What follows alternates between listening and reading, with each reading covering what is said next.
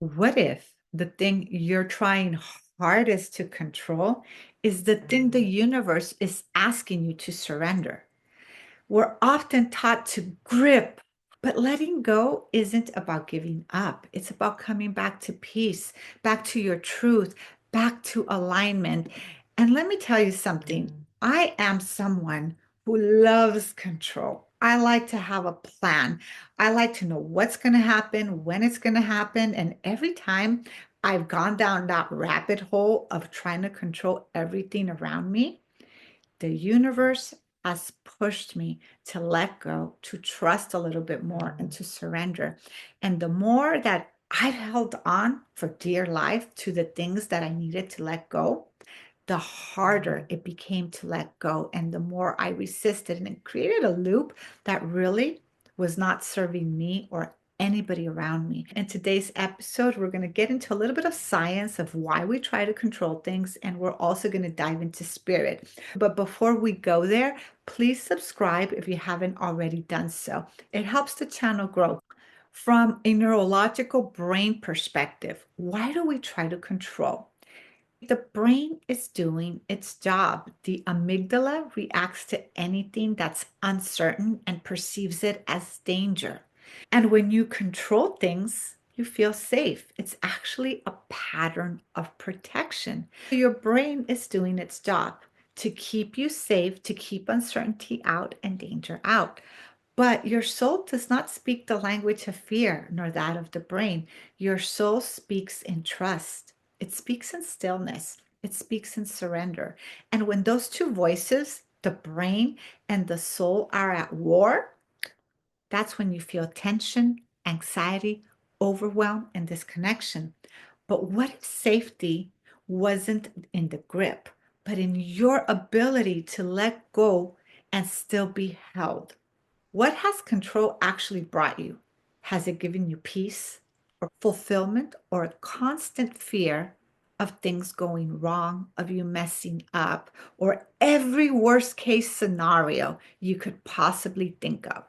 Control can feel productive, but energetically, it's very constricting. When we micromanage timelines, people, and emotions, we attach our self worth, our success to outcomes. And when life doesn't go as planned, we spiral. And then we feel low, we feel down, and we feel like a failure. And we question our success. But letting go isn't falling apart, it's actually falling into grace. Surrender is a system upgrade. Here's something interesting.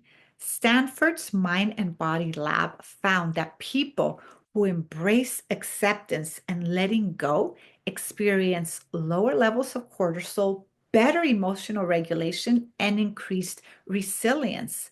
From a scientific perspective, this is great, but this isn't just about a nervous system shift.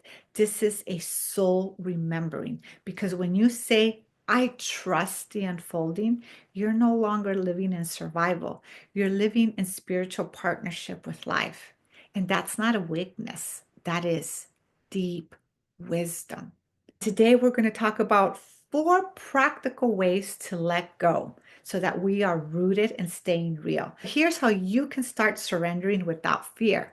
1, scan the grip. Where are you tense? Go into your body. Control is similar. Scan yourself, scan the grip, scan where you are holding on to things. Where are you tense? In your body, in your mind, in your heart. Pause, breathe in there, and let the energy soften. Step 2, affirm, I release what is not mine. Say it like a prayer. Let your cells hear you. Let your nervous system hear you and relax. Step number 3, ask, what's trying to unfold if I stop forcing, if I stop trying to control and hold on? Life is always trying to bless you. Sometimes the only thing in the way is your gripping of the old. I know that sounds harsh, but I can tell you from personal experience, every time I wanted things to go my way, I've held on.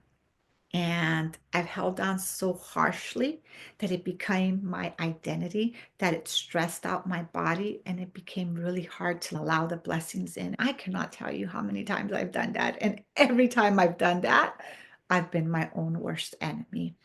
With that said, the more we lean into finding the balance between not giving up, working hard, but letting go, the easier it is to flow. What is it that we let go of? We cannot always control how people will react. We cannot always control what the exact outcome will be.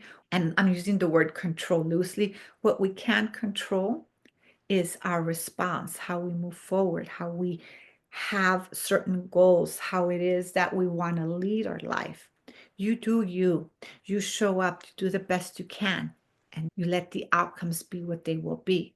But from that place of you leading yourself with integrity, with ethics, with trying your best, but understanding that there are things you just cannot control.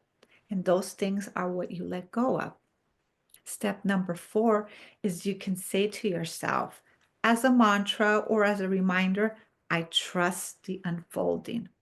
Say this every morning. Say it in the car, say it in the subway, say it before bed, that you trust what's unfolding because you are showing up at 100%.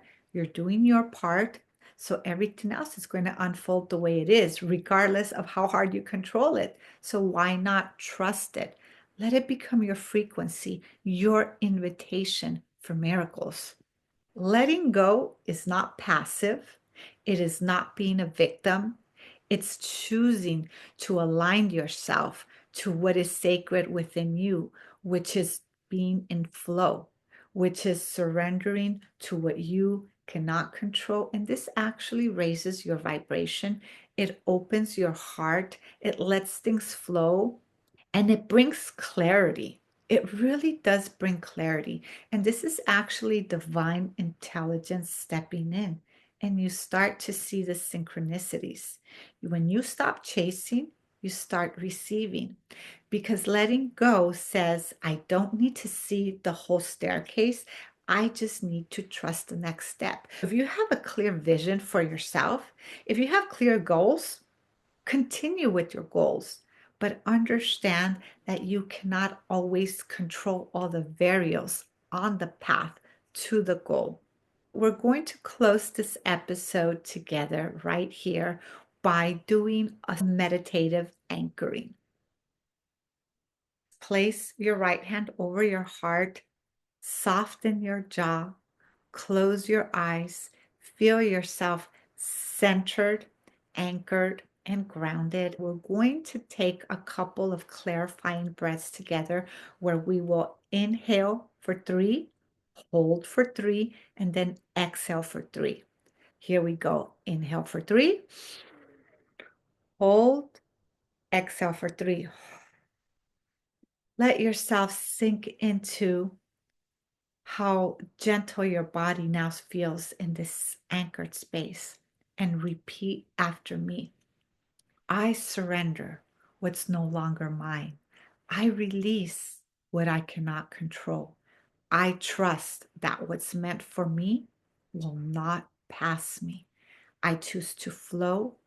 I choose trust and faith, and I choose freedom. Take a really deep breath. Hold as long as you can, and then do a really deep exhale out. Now that you've done that, go back to the natural pace of your body's breath. Stay in this space a little bit longer. Feel yourself very centered. Allow yourself to be grounded in this moment. If this resonated with you, if you felt a little bit more grounded, a little bit more clearer, and you have not subscribed, please remember to do so. And drop the word flow in the comments if you're choosing to trust more. And share with me what's one thing you're ready to let go of today. In the description below, you'll find links to my books and to a couple of free resources. They're my gifts to you. Until next time, make it a great day.